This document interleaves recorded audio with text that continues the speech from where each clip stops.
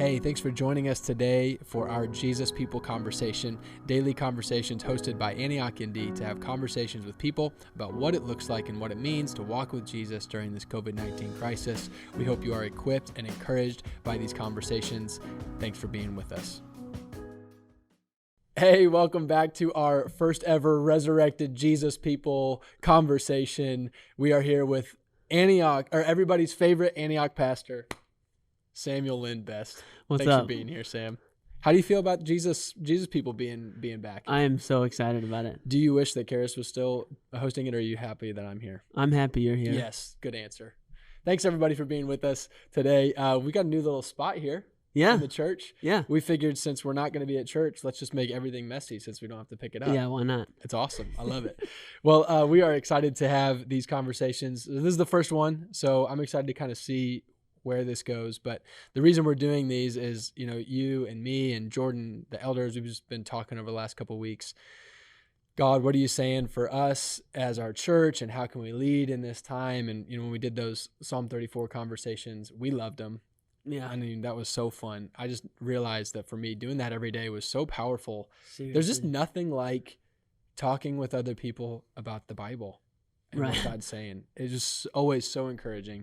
And, we got tons of good feedback from people in church, and just a fun way to see people, but also how do we stand on what God is saying right now, right? Yeah. I mean, things are changing all the time.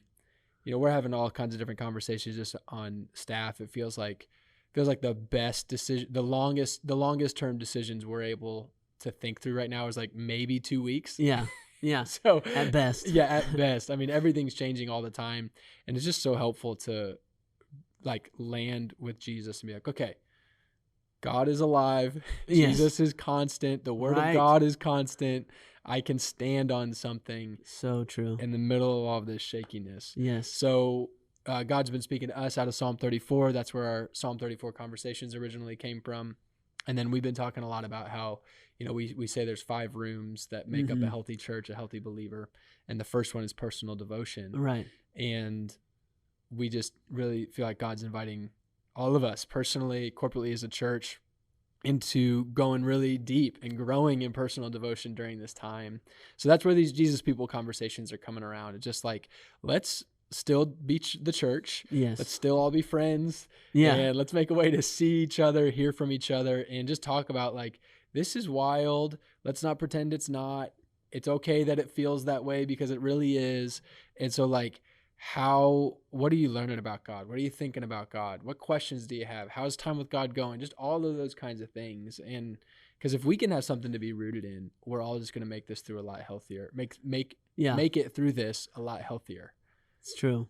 Yeah. I mean, the first thing I'll say is that getting time with God has been tough to do. Yeah. Really being intentional in every relationship in my life right now has been tough to do. And so it still takes work. Yeah. It still takes the intentionality, I guess is the word I would use. And so I mean, what it's looked like for me practically getting time with him is fighting to show up right now. Yeah. And I know we've talked about this so often, was like, let's show up is the first part. It's like 90% of the battle. Seriously. And then God's there and you can meet with him. And as I've begun to meet with him, so when I do press in and I actually do spend time with him, reading his word has been one of the biggest ways right now. I'm just reading it, and certain scriptures right now are standing out. I'm just seeing him for who he is.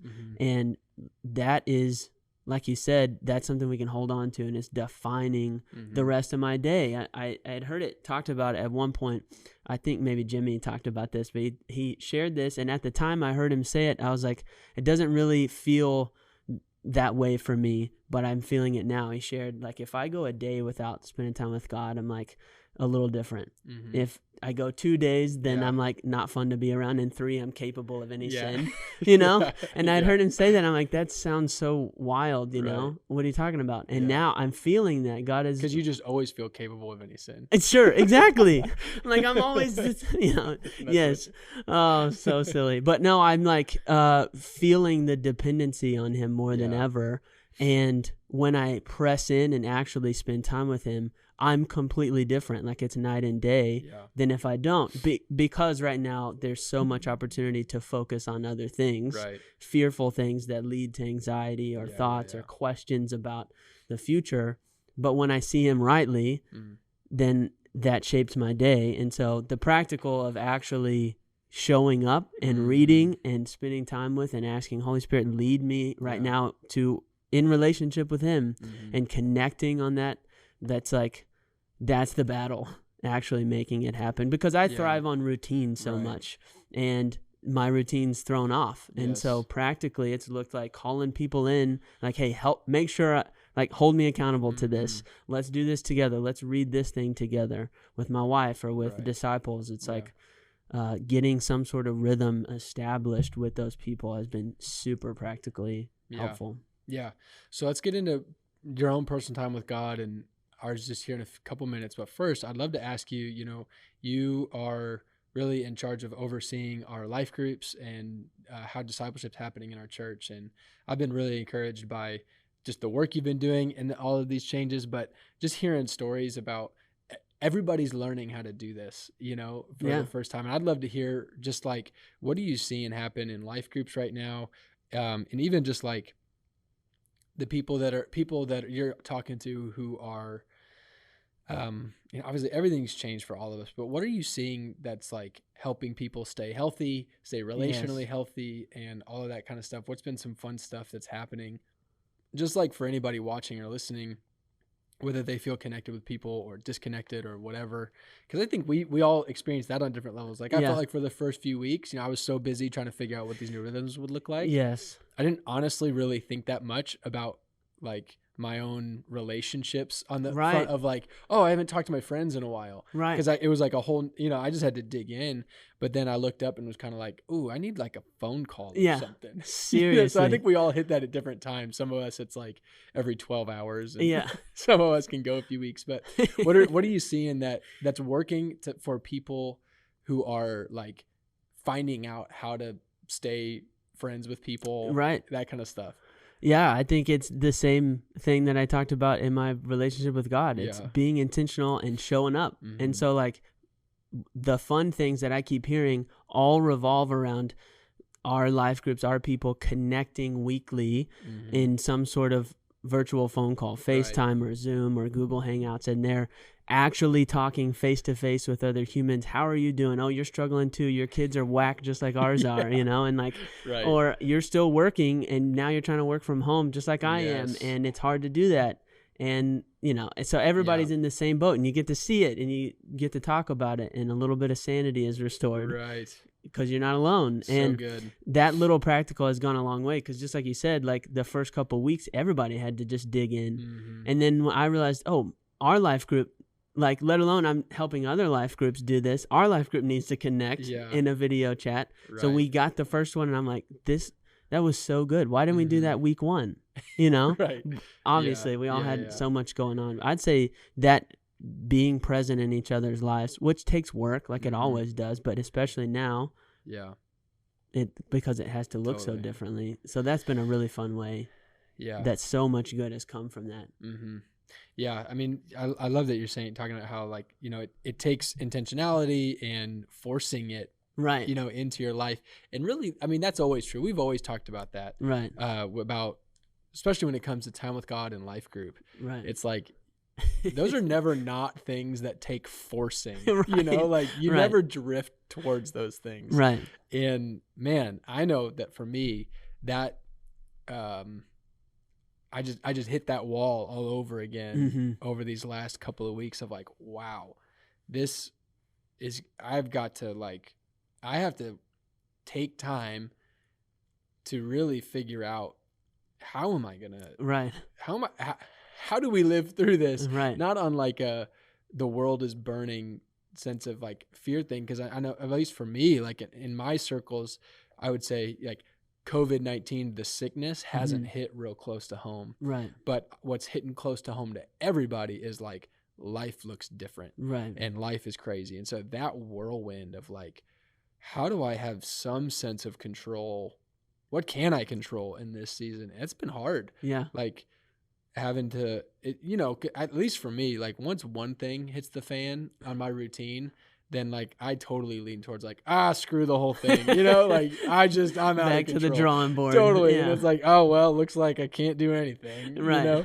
And so I'll just start reacting to everything. But, yeah, it's been hard. And I'd say I'm still there because like I said, we've been noticing it around staff, but I think it's true for at least then it's true for personal life is like, it feels like over what's it been, maybe 5 weeks or something. It's like every 10 to 14 days, for whatever reason, it feels like things shift again. Right. For one reason or another, whether it's like a new guideline from the government or like, for us as a team, like we'll hit a new rhythm or we'll kind of get into our lane a little bit more. So things get a little less hectic, which means I need to now evaluate again, right. What can I add to the plate or whatever, there's all kinds of different things. And so, yeah, I would say like, it's been hard. Yeah. It's been hard for me. Like, and even just when it comes right down to like getting time with God, the like making sure I'm getting time with God, that's been like, wow, what does that look like in this season? Mm-hmm. How do I make sure I'm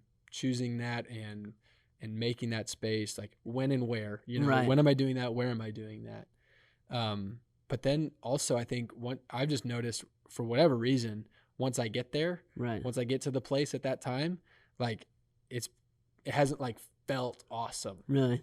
I for me personally, I know some people are like, wow, I'm like swimming in the glory of God. And I'm like, wow, good for you. Like I'm just trying to, it's always fruitful. And I can, it's like that weird thing. Like I always know it's fruitful, but it doesn't always feel great. Right. And so like for me, I've just been like, man, what are some disciplines I can really lean in on right now when I'm not feeling something or everything's swimming. And even like it was like in the middle of all of this, it's like we're doing some different series. So I'm kind of got that world going on for me. And then the personal time with God thing. And I was so thankful for Psalm 34. Yeah.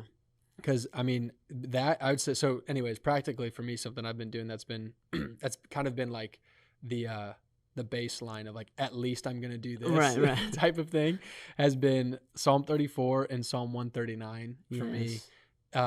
Just opening it up and writing the whole thing out. Good. I'm like, at least I'm going to do that. Like I'm going to pull out my notebook. I'm going to pull out my Bible and I'm just going to copy Psalm 34 and or Psalm 139. I think I did Psalm 23 a few times, over the last couple of weeks. So just like doing that. And that's been so good to be like, because every time I get into the word, it's always fruitful. Like I said, right. It's like, yes, but sometimes it feels like there's a hurdle to get over. Yes. Or something like that connection, it's like, I want to feel the connection before I start. Yeah. But sometimes it takes doing it to that's like a good actually word. Get connected. You know what I'm saying? Yes. So that's been really helpful for me just as a baseline of like, man, I feel like my head's kind of foggy.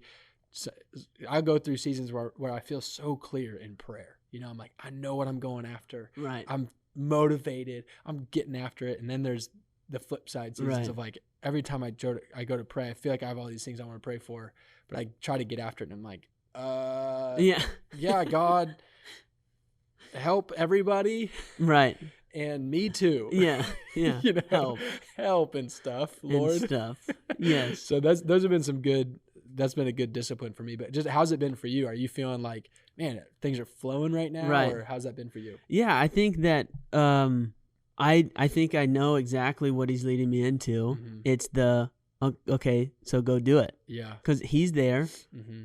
And he's speaking and he's leading and he's got his plans for my life and I've got to like jump into that. Yeah. And so I think the practical outworking or the like wall that I'm hitting is very similar to yours in that, I just have to go do it. And so some of the practical things that are my baseline or that I'm finding life in right now are reading some key scriptures, reading some stories, a lot of the like stories of Jesus, of him going and healing, Matthew 9, stuff like that. I'm like, just the life of him, John 15, where he's the words of Jesus, like stuff like that. I'm like grasping to right now. Cause I'm like, this is him and him going through it, walking through a very broken, hurting world, very similar to ours at this time, and seeing that. But then also, like, there are some just great worship songs that are like, there's so much worship out there right now that really, no matter what season you're in or what you're feeling, someone felt that and wrote a song to God about it